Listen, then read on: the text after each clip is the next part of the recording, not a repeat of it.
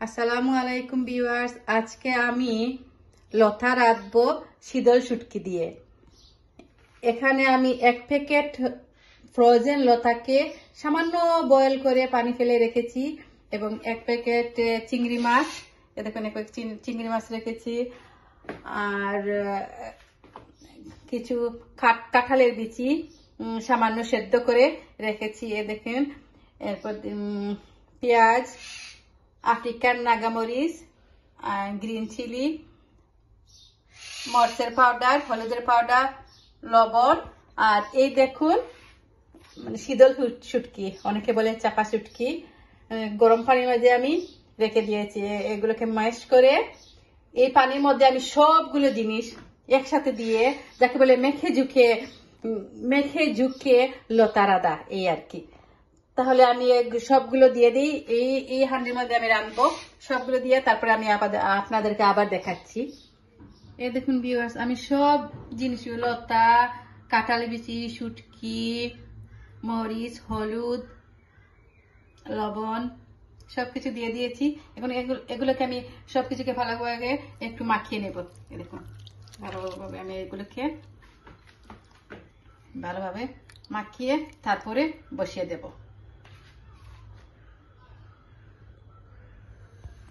এই দেখুন ভিউয়ার্স, আমি সবকিছু দিয়ে ভালো করে মেখে ঝুঁকে এবার কুকারের মধ্যে বসিয়ে দিলাম। ফুল আগুনে দিয়েছি, এখন রেখে দিলাম। এখন 10-15 মিনিট পর আমি এসে আবার নেড়ে দেখবো কেমন হয়েছে, তারপর আবার দেখবো, তারপর নামিয়ে ফেলবো। দেখুন ভিউয়ার্স, 15 মিনিট পরে এসে আমি দেখলাম কেমন হয়েছে। দেখুন 15 মিনিট পর আমি এখন হয়ে গেছে, আমি একটু নেড়ে চেড়ে দিচ্ছি।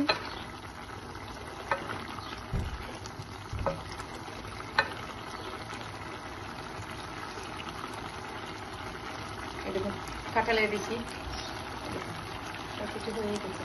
জাস্ট আমি একটু শিরাটাকে একটু টানিয়ে 10-15 মিনিট পর আমি নামিয়ে ফেলবো, একটু হয়ে যাবে। দেখছেন, আবার আমি দেখে দিচ্ছি। এখন কুকারের আগুনটা একটু কমিয়ে দিলাম, যাতে নিচে না ধরে যায়। কমিয়ে দিলাম, মিডিয়ামে রেখে তারপরে 10 মিনিট পর আমি নামিয়ে ফেলবো, হয়ে যাবে।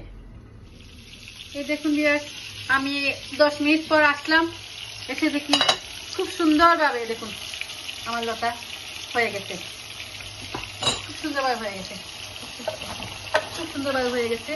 এখন আমি কুকারটা অফ করে দেবো, তা নাহলে নিচে লেগে যাবে। এরকম হয়ে গেছে, আমি একটা খেয়ে দেখি। খুব মজা হয়েছে, তারপরে সব কিছু ঠিক হয়েছে। আমি কিন্তু তেল দেইনি। আমি চেষ্টা করি যখনই কোনো শুটকির তরকারি বা লতা রাঁধি তেলটা না দিতে চেষ্টা করি। দেখেছেন খুব সুন্দর হয়েছে, আপনারাও এভাবে রাখতে পারেন, ট্রাই করতে পারেন। ওকে, খোদা হাফেজ ভিউয়ার্স।